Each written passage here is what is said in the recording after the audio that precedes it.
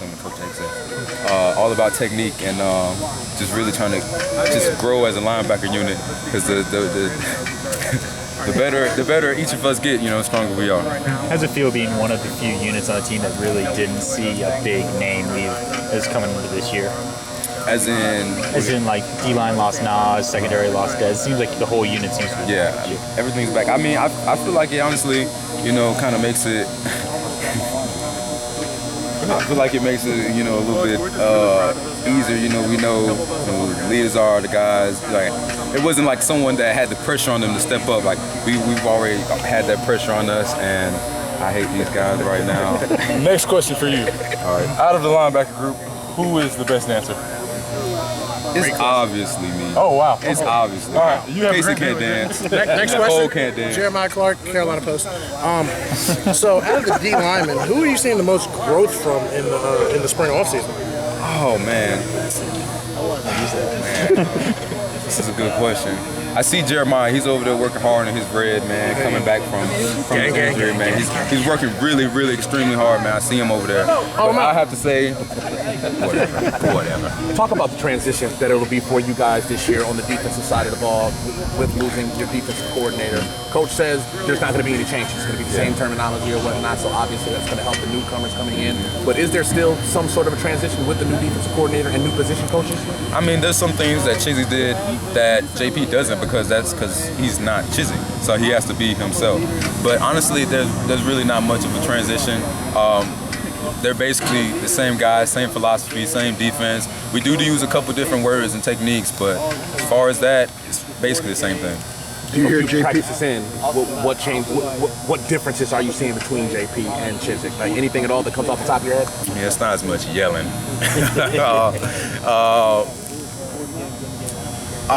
Honestly, not much. Besides hearing Coach Chizik yelling all the dang time about something, but honestly, not much. I mean, it's basically the same thing. We get the same amount of work in, and I just feel like we have more of a focus on takeaways. And so what we do kind of before we get into our individual period, we go around and we do a circle. So today we did a tackle circuit. We did all different types of tackles and getting the ball out. And then on Saturday we did a turnover circuit with every position going around and doing each type of like strip sacks, recovering fumbles, and whatever we do, and just tomahawking the ball out and stuff like that. So that's I just feel like that's a change that we really need in order to get more takeaways and everything. But JP's voice though is unmistakable, and does he not yell much? Obviously when he yelled before, you knew. He yells hey, at that's me. My coach yelling, but now is it different? And does Coach Eckler yell much? He yells with excitement. He's always yelling. I don't know much times he's not. He's a very excited guy, enthusiastic. Man, he has so much dang energy. I don't know where he gets it from. He drinks a lot of Red Bull. That's what he told us. But going on with this stuff. He yells, but it's not the bad type of yelling. He's pumped, and he might be coaching you up, but it's with pure joy and just love for the game and just wanting to see you perform better. The other night when Michael was out on the court, MJ was out on the court, and he's wearing a Carolina football shirt. Obviously, he's synonymous with basketball, and basketball here in the basketball program gets a lot of national attention. What does it mean to see that guy wearing a Carolina football shirt? And he kept it on throughout the game. When he was celebrating after the game with the players, he still had that football shirt on. Oh man, I mean, it means the world to see that someone that has such influence on the world, like the actual whole world and the nation, the United States, can represent us, our brand, and I mean, honestly, it just means the world to see that we have that type of support from him. And I mean, there's other schools that are Jordan, but I honestly feel like, obviously he likes us a lot more. Well, he's not wearing a Michigan football shirt. Yeah, I hope I never see him He is part of the brand. The brand is intertwined now. Exactly, and I absolutely love it. I feel like it really, is going to help us with recruits. And I mean, our color is just so different. I mean, nobody else wears Carolina blue, and not many other football teams besides Michigan wear Jordan.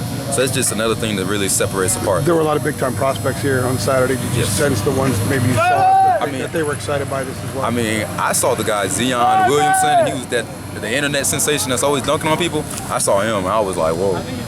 We need to get him to come to Carolina.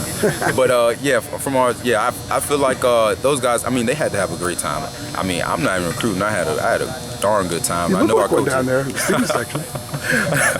I had a darn good time. So I know that they had to have a great time. That was absolutely phenomenal experience, and I mean, I would have committed if I was on spot. Thanks a lot. Appreciate it. What are the